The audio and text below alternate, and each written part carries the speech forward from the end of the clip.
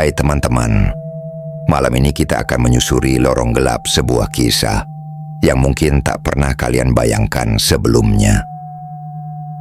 Bayangkan, di tengah malam yang sunyi, hanya ditemani suara angin dan langkah kaki sendiri. Tiba-tiba kalian menemukan sebuah amplop merah tergeletak di jalanan sepi. Warnanya mencolok, seolah memanggil, tapi juga menyimpan rahasia yang membuat bulu kuduk berdiri. Ingat, ambil sesuatu yang positif dan buang yang negatif. Oke, sebelum video ini berakhir, aku tantang kalian. Tulis komentar kalian kalau pernah ngalamin kejadian seram kayak di video ini. Kalau sampai 1000 komentar, aku buat konten horor live dari lokasi angker beneran. Bercanda ya, saya juga penakut. Buat cerita ini aja gemeteran. Oh iya, jangan lupa like dulu, biar semangatku nggak hilang ditelan kegelapan. Subscribe, hanya untuk yang berani ketemu penunggu channel ini di video selanjutnya. Tulis juga, kalian nonton dari mana dan jam berapa sekarang. Redupkan lampu, mungkin nyalakan kipas angin untuk suara latar yang lembut. Dan mari kita mulai perjalanan malam ini bersama-sama. Di sebuah sudut kota tua, seorang pemuda bernama Andi melangkah pulang dari tempat kerjanya. Malam itu, jalanan terasa lebih lengang dari biasanya. Lampu-lampu jalan redup, hanya sesekali terdengar suara kendaraan melintas jauh. Andi mempercepat langkah, ingin segera tiba di rumah. Namun, di tikungan menuju gang sempit tempat tinggalnya, matanya tertumbuk pada sesuatu yang tak biasa. Sebuah amplop merah tergeletak begitu saja di atas aspal, seolah menunggu seseorang untuk memungutnya. Hatinya berdebar antara penasaran dan waspada. Ia menoleh ke kiri dan kanan, memastikan tak ada siapa-siapa, lalu perlahan membungkuk dan mengambil amplop itu. Malam semakin sunyi, dan tanpa sadar, Andi baru saja membuka pintu menuju kisah yang tak akan pernah ia lupakan. Andi menggenggam amplop merah itu erat-erat, merasakan teksturnya yang halus namun dingin di telapak tangan. Ia melangkah cepat menuju rumah kontrakannya yang sederhana. Pikirannya dipenuhi rasa penasaran bercampur cemas. Sepanjang perjalanan, ia terus menoleh ke belakang, seolah-olah ada sesuatu yang mengawasinya dari kegelapan.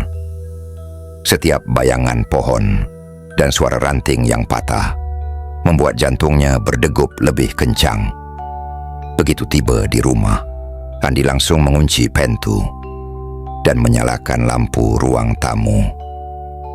Ia duduk di kursi kayu tua, menatap amplop merah itu di atas meja.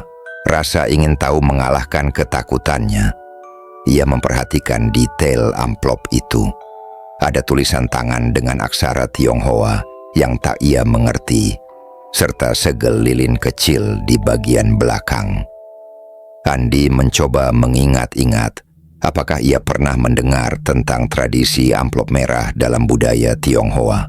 Tapi yang ia tahu, biasanya amplop merah diberikan saat perayaan, bukan ditemukan di jalanan sepi malam hari. Ia menimbang-nimbang apakah sebaiknya membuka amplop itu atau membiarkannya saja. Namun, rasa penasaran yang membara membuatnya tak bisa menahan diri. Ia memutuskan untuk menunggu hingga suasana sedikit tenang, berharap perasaan aneh yang menggelayuti hatinya akan segera hilang.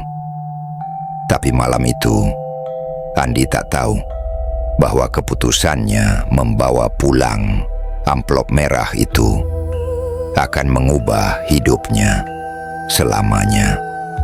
Setelah beberapa saat menenangkan diri, Andi akhirnya memberanikan diri untuk membuka amplop merah itu. Dengan tangan sedikit gemetar, ia merobek segel lilin dan mengeluarkan isinya satu persatu. Di dalamnya ia menemukan beberapa lembar uang kertas yang masih baru. sehelai potongan rambut hitam yang diikat rapi, selembar kertas berisi biodata singkat seseorang dengan nama yang asing, dan sepotong kertas tipis bertuliskan aksara Tionghoa yang tampak seperti mantra. Aroma samar dupa tercium dari dalam amplop, menambah suasana mistis di ruangan kecil itu. Andi meneliti biodata yang tertera di kertas. Nama, tanggal lahir, dan tanggal kematian seseorang yang usianya masih sangat muda. Ia merasa merinding, apalagi saat membaca tulisan kecil di bawahnya. Telah cukup umur, siap menikah. Potongan rambut itu membuatnya semakin tidak nyaman, seolah ada bagian dari seseorang yang kini berada di hadapannya. Dalam hati, Ande bertanya-tanya, apa maksud semua ini? Siapa yang meninggal di usia muda? Dan untuk siapa potongan rambut ini? Ia mencoba menenangkan diri, berpikir mungkin ini hanya bagian dari ritual yang tidak ia pahami. Namun, semakin lama ia menatap isi amplop, semakin kuat perasaan bahwa ada sesuatu yang tidak beres. Andi menaruh semua benda itu kembali ke dalam amplop, tapi rasa takut dan penasaran terus menghantuinya. Malam itu, ia memutuskan untuk tidur lebih awal, berharap esok hari semuanya akan terasa lebih masuk akal. Malam itu, tidur Andi jauh dari kata nyenyak. Begitu matanya terpejam, ia langsung terjebak dalam mimpi yang aneh dan menyesakan. Ia melihat dirinya berjalan di lorong panjang yang dipenuhi kabut, di mana suara-suara bisikan samar terdengar memanggil namanya. Di ujung lorong, sosok perempuan muda berpakaian tradisional Tionghoa berdiri membelakanginya. Rambut panjangnya terurai menutupi wajah. Andi mencoba memanggil, tapi suaranya tercekat. Tiba-tiba perempuan itu berbalik, menatapnya dengan mata kosong dan senyum tipis yang menakutkan. Ia mengulurkan tangan, seolah meminta sesuatu yang pernah menjadi miliknya. Andi terbangun dengan napas tersengal, keringat dingin membasahi dahinya. Ia menoleh ke sekeliling kamar, memastikan dirinya benar-benar terjaga. Namun suasana kamar terasa berbeda, lebih dingin, lebih sunyi, dan seolah ada kehadiran lain yang tak kasat mata. Sepanjang malam, suara langkah kaki samar terdengar dari ruang tamu, padahal ia yakin sudah mengunci pintu. Kadang, suara bisikan lirih dalam bahasa asing terdengar dari sudut ruangan, membuat bulu kuduknya berdiri. Andi mencoba menenangkan diri, meyakinkan bahwa semua itu hanya efek dari rasa takut dan sugesti. Namun, setiap kali ia memejamkan mata, bayangan perempuan dalam mimpi itu selalu kembali, menuntut sesuatu yang belum ia pahami. Keesokan harinya, Andi bangun dengan tubuh lemas dan mata sembab. Ia tak bisa melupakan mimpi semalam, juga suara-suara aneh yang terus mengganggu pikirannya. Sepanjang hari, ia merasa diawasi, bahkan saat berada di keramaian. Setiap kali ia menyentuh amplop merah itu, hawa dingin langsung merambat ke seluruh tubuhnya.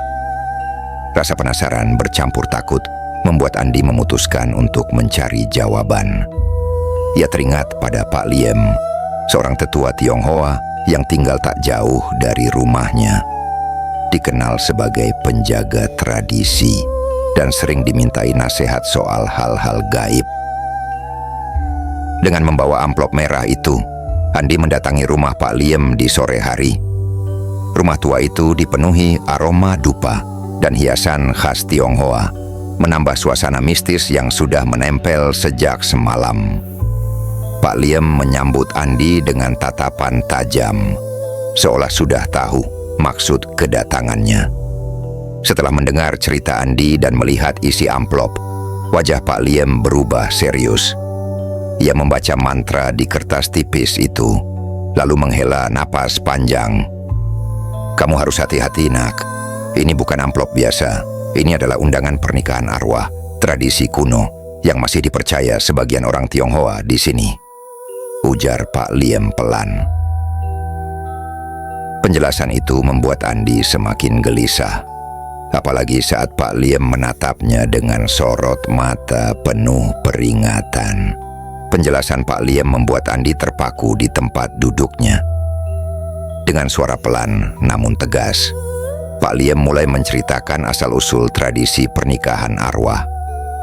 Dalam budaya Tionghoa, katanya, ada kepercayaan bahwa arwah yang meninggal sebelum menikah harus dinikahkan agar jiwanya tenang dan tidak mengganggu dunia orang hidup.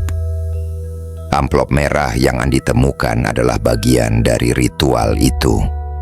Siapapun yang mengambil dan menggunakan uang di dalamnya secara tidak sadar telah menyetujui pernikahan dengan arwah yang namanya tertera di biodata.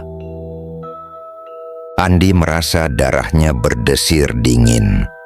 Ia teringat kembali pada mimpi-mimpi aneh dan suara-suara yang mengganggu malam-malamnya. Pak Liem menambahkan, setelah menerima amplop itu, kamu dianggap sudah terikat. Konsekuensinya, kamu tidak akan bisa menikah dengan manusia seumur hidup. Jika melanggar, arwah itu akan menuntut dan membawa malapetaka. Kata-kata itu menggema di kepala Andi, membuatnya semakin takut. Ia bertanya, adakah cara untuk membatalkan ikatan itu? Pak Liem hanya menggeleng pelan. Tidak mudah, nak. Ritual ini sudah berjalan turun-temurun, dan arwah yang terlibat biasanya sangat kuat keinginannya. Andi pulang dengan hati berat, merasa hidupnya kini berada di bawah bayang-bayang kutukan yang tak kasat mata. Hari-hari Andi berubah menjadi rangkaian kegelisahan dan ketakutan. Setiap malam, gangguan tak kasat mata semakin sering terjadi. Lampu kamar tiba-tiba padam sendiri, pintu lemari terbuka tanpa sebab, dan suara langkah kaki samar terdengar di lorong rumah. Kadang, ia mencium aroma dupa yang menyengat, padahal ia tidak pernah menyalakan dupa di rumahnya. Puncaknya, suatu malam Andi terbangun karena merasakan seseorang duduk di ujung ranjangnya. Ia menoleh perlahan dan samar-samar melihat sosok perempuan muda berpakaian tradisional Tionghoa. Rambut panjangnya menutupi sebagian wajah. Sosok itu hanya diam, menatap Andi dengan mata kosong yang dalam. Andi ingin berteriak, tapi suaranya tercekat di tenggorokan. Ia hanya bisa menutup mata, berharap semua itu hanya mimpi buruk. Namun setiap pagi, ia menemukan jejak langkah kecil di lantai kamarnya, seolah ada seseorang yang berjalan mondar-mandir di malam hari. Gangguan itu membuat Andi semakin tertekan. Ia mulai jarang keluar rumah, takut jika arwah itu mengikutinya kemanapun ia pergi. Teman-temannya pun mulai menjauh, merasa Andi berubah menjadi pendiam dan mudah marah. Hidup Andi kini benar-benar dikuasai oleh kehadiran tak kasat mata yang menuntut janji pernikahan abadi. Tak tahan dengan teror yang terus menghantui, Andi mulai mencari cara untuk melepaskan diri dari ikatan gaib itu. Ia kembali menemui Pak Liem, memohon bantuan agar bisa mengembalikan amplop merah ke tempat semula. Pak Liem menyarankan Andi untuk melakukan ritual pengembalian di malam hari, tepat di bawah cahaya bulan, dengan harapan arwah yang terikat akan menerima niat baiknya. Dengan hati-hati, Andi menyiapkan semua yang diperlukan: dupa, air suci, dan amplop merah beserta seluruh isinya. Malam itu, ia berjalan ke tempat di mana ia pertama kali menemukan amplop tersebut. Di bawah sinar bulan yang pucat, Andi meletakkan amplop merah di atas aspal, menyalakan dupa, dan membacakan doa yang diajarkan Pak Liem. Ia memohon agar arwah itu melepaskan ikatan dan membiarkannya hidup tenang. Namun angin malam tiba-tiba bertiup kencang, meniup dupa hingga padam. Suasana menjadi semakin mencekam, dan Andi merasa ada sesuatu yang mengawasinya dari kegelapan. Ia menunggu beberapa saat, berharap ada tanda bahwa ritualnya berhasil. Namun, tak ada perubahan. Amplop merah itu tetap di tempatnya, seolah menolak untuk pergi.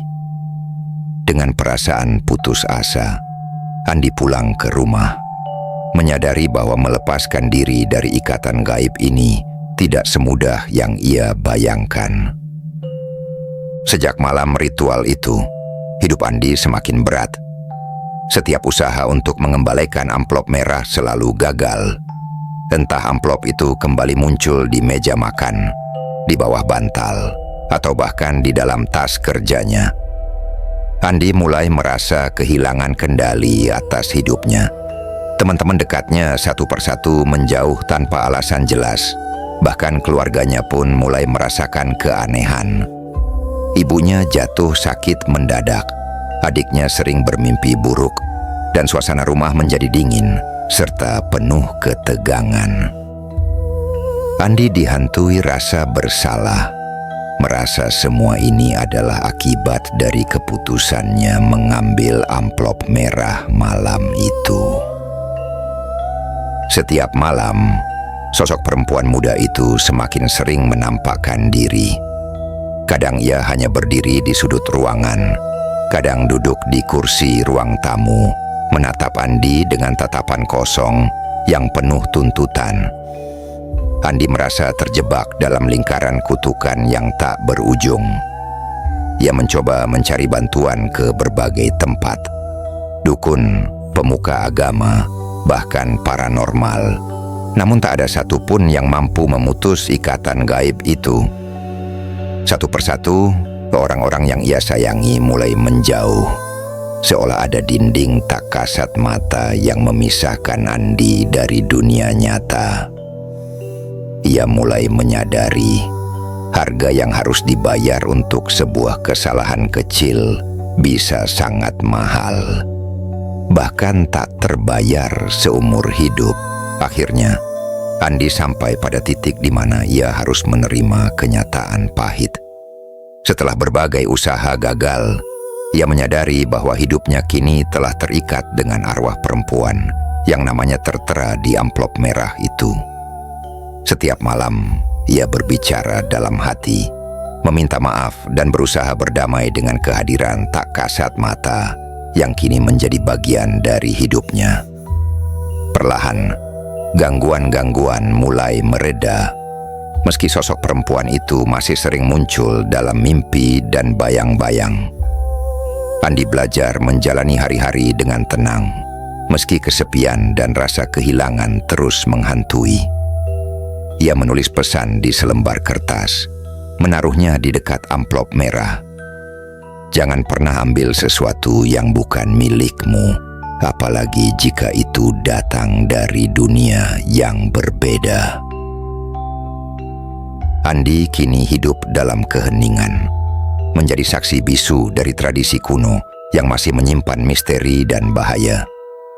Ia tak pernah lagi berani membuka hati untuk siapapun, menerima nasib sebagai suami arwah yang tak terlihat. Namun ia berharap kisahnya bisa menjadi pelajaran bagi siapa saja yang mendengarnya, bahwa rasa penasaran dan keputusan kecil di malam sunyi bisa mengubah hidup selamanya. Malam semakin larut, dan suara angin di luar jendela perlahan mereda. Bayangkan, di luar sana, mungkin ada amplop merah lain yang menunggu untuk ditemukan. Jangan biarkan rasa penasaran menuntunmu ke jalan yang tak bisa kembali. Ambil sesuatu yang positif, buang yang negatif, dan selalu waspada pada tanda-tanda kecil di sekitarmu. Sampai jumpa di kisah berikutnya. Dan semoga malam ini tetap menjadi milikmu, bukan milik mereka yang menunggu di balik kegelapan.